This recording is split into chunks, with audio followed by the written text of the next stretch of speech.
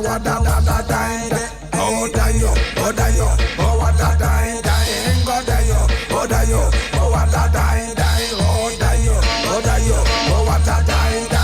Go da, go what da da da, what da da.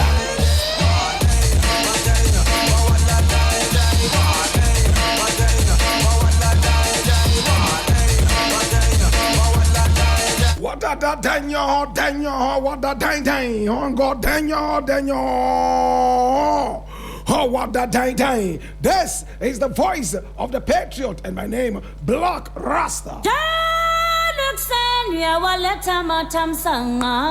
This is where we speak truth. So power, absolutely. And today we have some really interesting things as usual to discuss with you.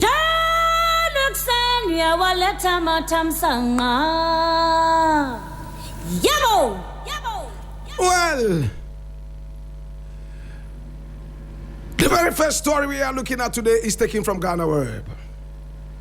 And it says, Cadman Atta Mills questions airport reception for President Mahama. And I read, now, Ghanaian economist and brother of the late former President John Evans Atta Mills, Cadman Atta Mills, has reacted to a video showing ministers and government officials at the airport awaiting President John Dramani Mahama's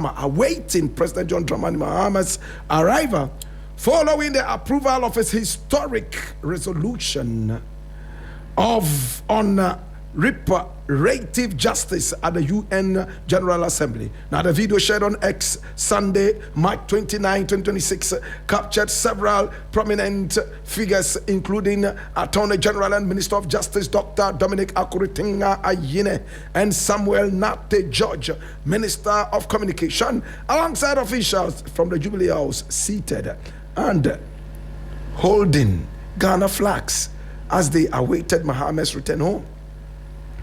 Atta Mills questioned the practice of such receptions, drawing comparisons with his late brother's governance. Interestingly, interesting tradition, show up and be seen. You are either with a delegation or at the airport to send off and to welcome back. But who is manning the shop? President Mills was not very fond of that. He was satisfied to be seen off by his vice or his chief of staff. That was that. He wrote beneath the post. He further added that he once questioned his brother for doing the same thing as a response to an ex-user pointing out that some government officials had also welcomed Professor Mills at the airport during his presidency, calling it unnecessary. Cadman Mills explained that he had told his brother it was insane for him to have allowed such a reception, but added that in his brother's case, the welcome was tied to a special occasion. It was not just unnecessary, it was insane. And I let him know about it. But at least that was a special occasion. There were concerns about his health. He was really in a bad shape when he left for medical attention in the US at my insistence.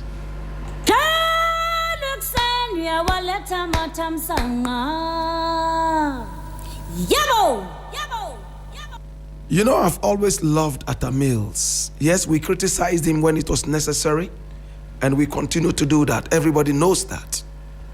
My brother, my sister, our duty is to make sure that the man who is building the road builds it straight with the right amount of quality. So when he's going off track, we try to whip him back into line. That's our duty, simple. Now, Cadman Mills has made a lot of such remarks in the past. And trust me, he's a man that I follow and I admire. But I think that the man is beginning to have some sour grapes. And I don't know where the sour grapes coming from. Was he expecting a ministerial position? Has he not had it yet? Would he ever have it? Is it a way to draw attention to himself? These are the questions I'm asking. He's a fine gentleman. He's an economist, and I truly love him. But my brother, not everybody can be yet another Atta Mills. President Mahama is from Bole. He's not from, my brother, my sister, Western region. Neither is he from Central region. Number two, President Mahama is not a professor. He doesn't even have a PhD, except the one that he received recently, which, my brother, my sister, is honorary. To put it more blunt, there was only one Atta Mills, and the one and only Atta Mills is gone. Not even Cadman Mills can be yet another Atta Mills. It's finished. My brother, my sister, so it's a big problem when a man tries to make another man behave like a man who came and left. You can only try, but you can never be like that person. I see this, unfortunately, as a man trying to draw attention to himself over some sour grapes. And I don't know exactly what the sour grapes are. Can I go into the thing deeper? Now, Mahama goes for something that is unprecedented. For the first time in the history of mankind, a man has been able to get the whole of the UN in a standing ovation to accept that slave trade is the gravest crime ever meted out to humanity.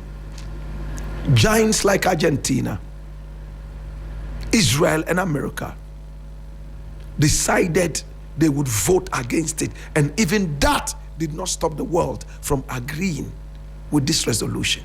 And you think that is not a special occasion? With all respect. But you say that your brother's health, one man's health, he went to America, was it England, to seek medical attention at the cost of the taxpayer. Yes, he was a fine president, wonderful president. Yes, we loved him, Asumdwehine. But he went to treat himself using the taxpayers' money. And when he came back, people were there to welcome him on the special occasion. How special was it? That, oh, he was in a bad shape. Now he has returned and it's not that bad. Why didn't you stay in Ghana to treat himself? Or Ghanaian doctors are not competent enough to treat Atta Mills. Don't bring yourself Cadman Mills. With all respect. You call this a special occasion when a president doled out Ghana's hard-earned money to fly out of the nation, neglecting all the hospitals and doctors and nurses and health professionals in Ghana to seek medical attention outside the shores of this nation. Medical tourism. And he returned, and people decided to welcome him. We all remember how he was running when he came, jubilating that he was okay and playing down on his sickness. I don't want to go too much into it because he was a fine gentleman, and I don't want to go into that at all. We have spoken about it in the past. Please let the old man rest in peace. How special or how more special was this occasion, more than the UN resolution to identify and agree to the horrendous, can I say that word again? Horrendous, nauseating slave trade being accepted now as the gravest crime in all humanity. And it took a Ghanaian president, a man whose political mentor was your brother, John Evans Atta Mills. Why? If Atta Mills, traveling outside the country with the taxpayers' money to heal himself and return, had so many people come there to welcome him, and now you are hypocritically saying that you told the president that it was bad. Why didn't you tell Mahama it's bad? You went out to play to the gallery. When it was your brother, it was okay to go behind the door and tell him, bro, wanyadi ekra. Anyade. No, this thing is not good. But Mahama's time, you have gone out to tell the world that this is nauseating. What a hypocrite. I'm sorry for calling you a hypocrite. What a hypocritical act. Now somebody draws your attention to the fact that your brother did same. And you say, oh, because that was special. What is this? What is this? It looks like some people are, by hook or crook, trying to find something, concoct something, manufacture and fabricate things to make this government unpopular. That's what I see. Don't worry. Let the government start doing bad things. Me alone can make the government unpopular. I'm telling you. But as long as Blakk Rasta is not talking about it, you can rest assured things are going right. I will be the first person to cough it out before it chokes me. Okay? No, Cadman Mills, please, you are bigger than this. You are now seen as a statesman in one way or the other. Don't play so infantile. It doesn't make sense. Oh, Atta Mills, his case was special. How special was it? Oh, he was in a bad condition, so he flew out of the country. You are not even shy saying he flew out of the country. What happened to the Ghanaian doctors? What happened to the Ghanaian hospitals? What happened to all our health professionals? You sidelined all these people and went out to pay our hard-earned money to foreign doctors. Kufuor sat in this country and went through a major surgery in the hands of Ghanaian doctors. And I always applaud him for that. Is Kufuor not alive? Despite your brother flying out to seek help and all that, is he still here with us? No, it's not. If we are taking our time to empower our own health professionals, I am sure by now we would have been on the same stead as Cuba. Please don't bring yourself. Don't give little boys the opportunity, in fact, to wipe the floor with your face, as we say in Akan. Please, Mahama did the needful. He worked so hard. The world supported him. In fact, for me, we should have even had a holiday. Left to me alone, we should have had a holiday. Do you know how monumental this achievement is? This is the second independence. This time around, not of Ghana, the whole of Africa. When reparations start coming in, it's going to start coming in its droves. And the whole of Africa is going to benefit from that.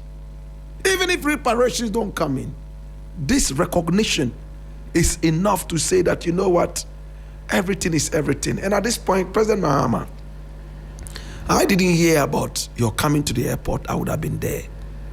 Next time, make sure that I am aware, so that at least we can also come in with the young patriots to welcome you. I would like to be part of history. This is so historical. One day I would like to sit in my lazy chair and tell my great-grandchildren, you know what?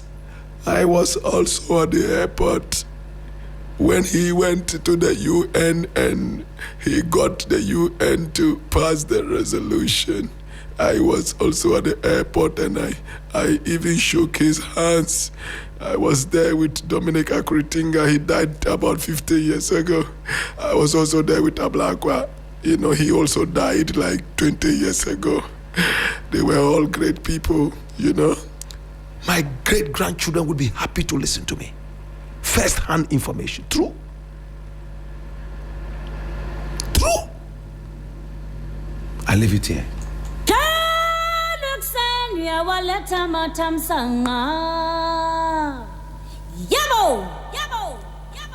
Now the next thing I want to look at is equally interesting. And I need you to come along. Oh Lord. I'm reading this from my Joy Online.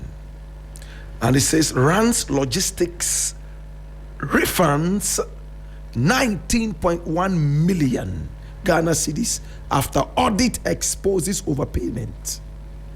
Deputy Finance Minister. And I read,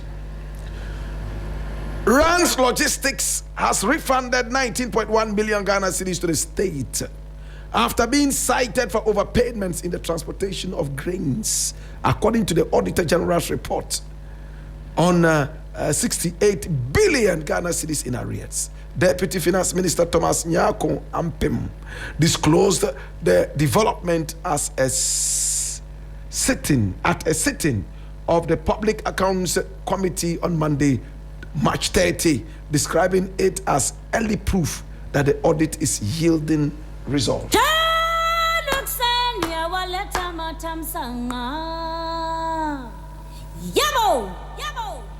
Well, I'm happy about one thing, that the Auditor General has been able to sniff some of these things, and now we are getting some results. 19.1 million. Do you know what that can do? I'm happy about it. But can I ask one question? Now, Rand's Logistics, can I know, didn't they know that they had been overpaid? Please, can I ask it again? Rand's Logistics, did you not know that you have been overpaid? If your money had been cut by 19.1 million, I'm sure you'll be the first to cough out and say, the money is not up. Why? But you are overpaid and you didn't know. It's like a man receiving double salary. And he says, oh, I didn't know. I thought it was still the same salary. Let's be serious. Let's be serious. Yes, the mistake was from the nation. Whoever made the overpayment should be held responsible. Who overpaid these people? Was it for them to go back and take this money? I suspect so. Should they just return the money and go free? Can we not do something else? Or else there will be overpayments every time. And if they are not caught, they will go back and take the overpayments and blow that. It is not enough to just return the money. It is not enough. Whose duty was it to pay? How did the person overpay? Should the person not have his head rolling? I think we should be more serious than just return the money and everything is okay. If you catch a thief and he returns the money, is that enough? I'm not saying Rand's Logistics is a thief, but my brother, let's be more patriotic. Did they not know that they were overpaid? And the overpayment is not by 20 cedis. It's not 100 cedis. 19.1 million. Me, I've never seen that money. I don't know if Ewenam has seen it before. I don't know if Nico has seen it before. I don't know if my producer, Soriba, has seen it before. If Dina has seen, I have not seen it before. You are paid so much money that 19.1 million Ghana cedis is only a drop in the ocean. You didn't see. Good afternoon to you, Cecilia Dapa. They were stealing money from her bedroom. The money was so huge, she couldn't see. They stole money and bought houses. They bought cars for their boyfriends. I was told that one of the maid servants, they had 4 boyfriends. She bought cars for all of them. Maid servant. She stole enough money to buy cars for all 4 boyfriends. The one that she truly loved, she bought him a house in addition. Hallelujah. I'm sure every guy would wish that this was their girlfriend, so they could at least get a car and maybe a house. Yet, nothing has been done yet. I leave it here.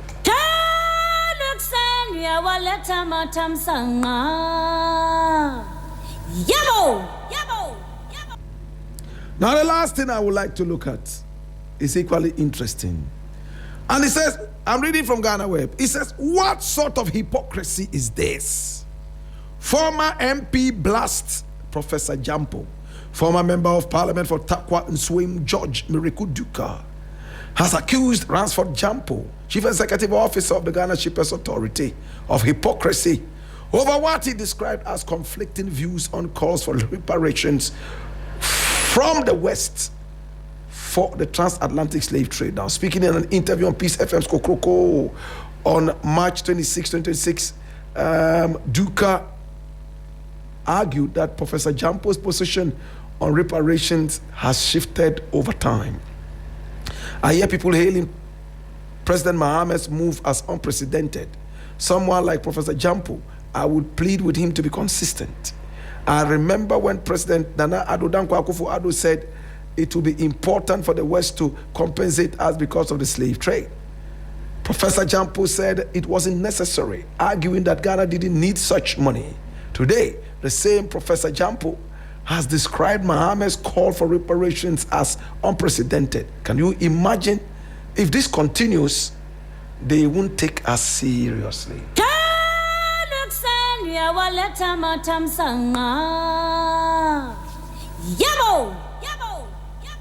Former MP Miracle Duka, there is no hypocrisy in what Professor Jampo has said. Even I have said this time and again.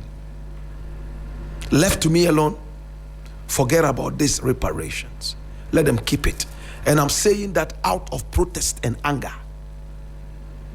If we have to come back to you to ask you for what you have stolen from us, when conscientiously, can I repeat that word? When conscientiously, you cannot come in your own volition to deliver this to us, then I don't see the kind of person you are. My brother, you come to my house to steal all my food.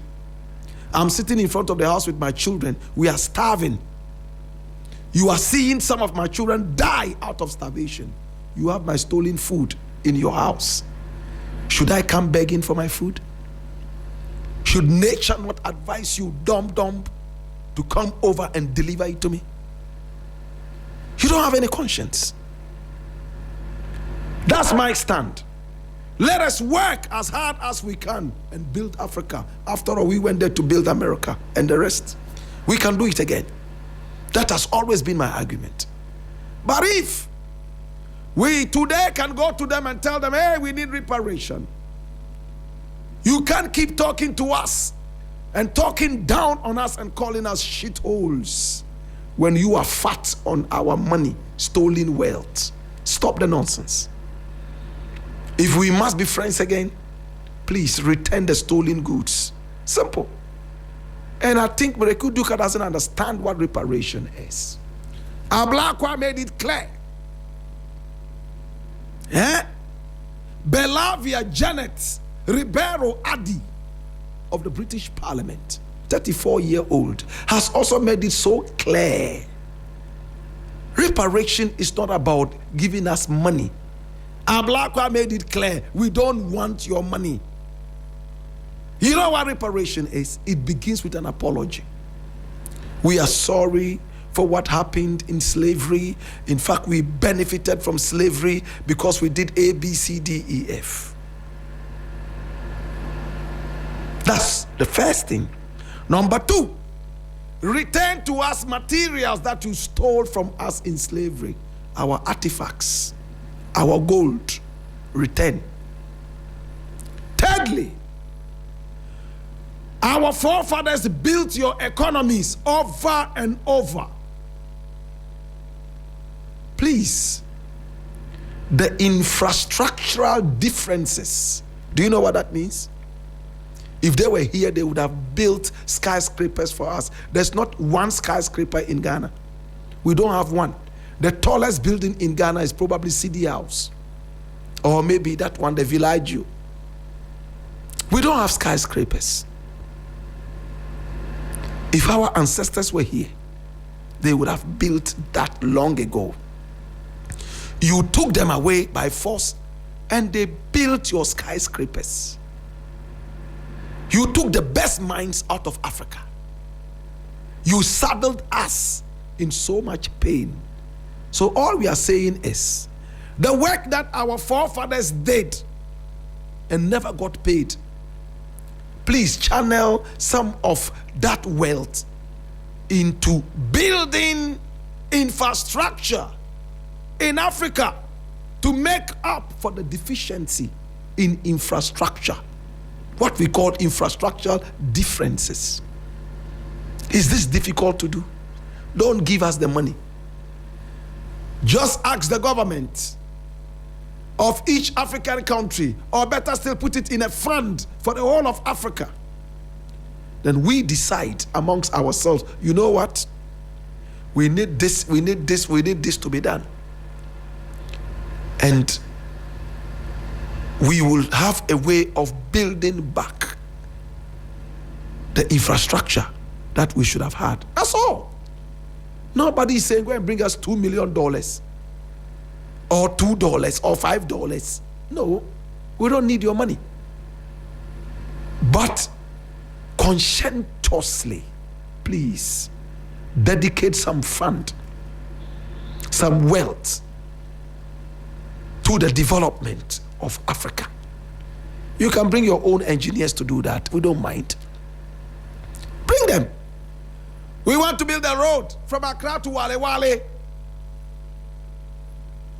We want to build factories. 100 factories this year in Africa. How many countries do we have in Africa? How many factories should be in each country? That's what we're talking about. It's not about doling out money to some corrupt African leaders. No. So what are you talking about? Where's the hypocrisy? It's been made clearer. Nana Addo was asking for billions and trillions. That's what he was asking for. Now we are telling them that we don't need their money. We don't want it. All we need is for a certain fund, a certain energy to be channeled towards the development of Africa. Don't even come and pay our contractors. You can bring in your own contractors. Let us look at the work. Let our own people be sure that this quality is what we need. And the work starts. That's it.